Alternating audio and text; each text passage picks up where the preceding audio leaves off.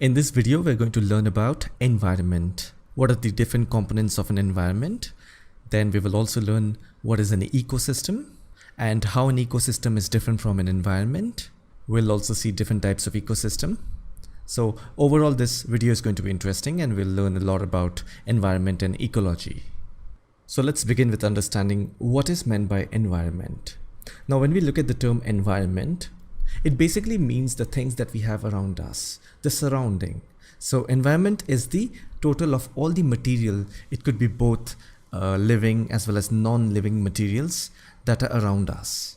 The moment I said material in the context of living and non-living, there you go, I just made a distinction. So there are two components. Therefore, the environment, as we know, is made up of abiotic and biotic components. Now, abiotic refers to the non-biological, non-living component of the environment, such as sunlight, temperature, wind, land, soil, mountain, water, etc.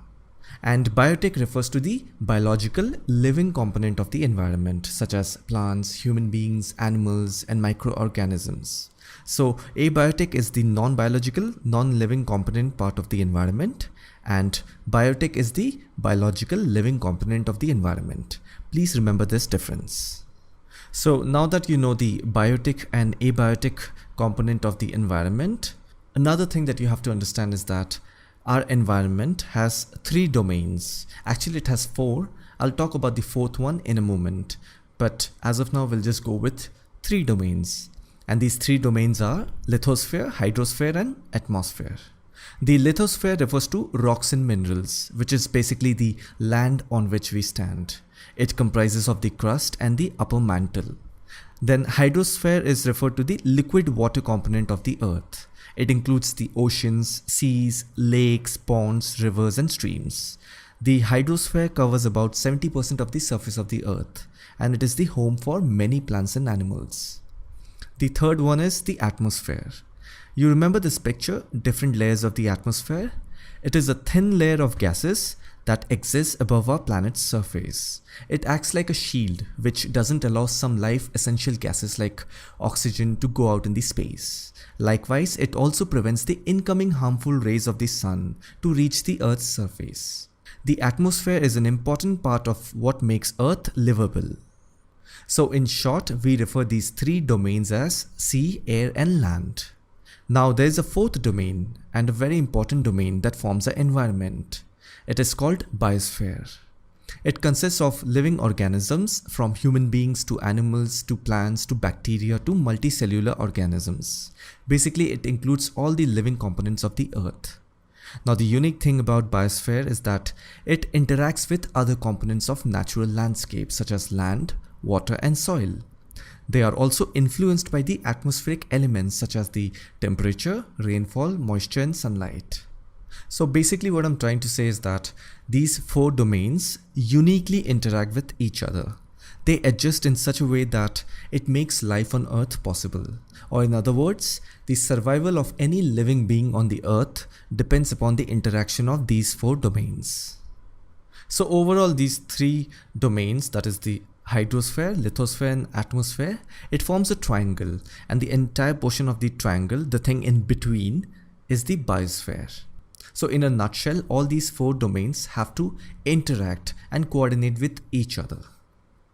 Now let's get to know about the ecosystem. So moments back, I've told you about the four domains of our environment, which is the lithosphere, the atmosphere, the hydrosphere, and the biosphere. When these four domains coordinate with each other, there is a diversity of life forms on Earth. So when we hear the word ecology, ecology is the study of the earth as a household of plants, human beings, animals, and microorganisms. So basically what it means is that there is an interaction of all the organisms of a particular place. And within that interaction, there is a pattern and a relationship. Now, what are those patterns and relationship? It involves a lot of scientific studies to understand this pattern and relationship between organisms. And this is what the ecologists do. They primarily study the relationship between living organisms and their environment. It is this unique way in which these four components reciprocate with each other, which further makes way for different kinds of life forms. You see, there are about some 4 lakh plant species in the world. and animal species are approximately around 8.7 million. Just imagine the diversity of life forms. It is primarily because of the interaction between these four domains. So basically, environment is the bigger form of the system. And in the environment, there are four elements. And these elements, along with the interrelation, forms the ecosystem. Now, ecosystems can be both natural and man-made. So examples of natural ecosystems are desert, forest, or any aquatic place like a pond, river, or lake. And examples of man-made ecosystem can be crop fields or gardens, then aquariums, dams, and man-made ponds. The natural ecosystem is further divided into two types, that is aquatic ecosystem and terrestrial ecosystem.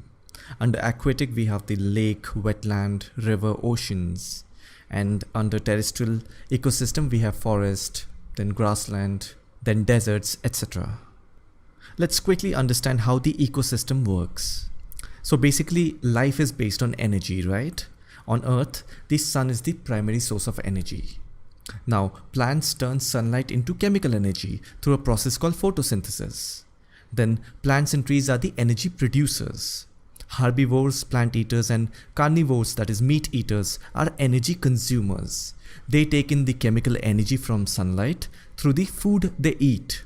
With that energy, they carry out all the processes of life. Now, I'll give you a quick example. When an insect eats a plant, the insect takes in some of the sun's energy. If a bird eats the insect, the energy is transferred again. When a mammal, like a wild cat, eats the bird, then the energy is further transferred one more time. This is how energy flows through an ecosystem. So basically, all organisms and ecosystems on Earth are linked to one another. They are said to be interdependent.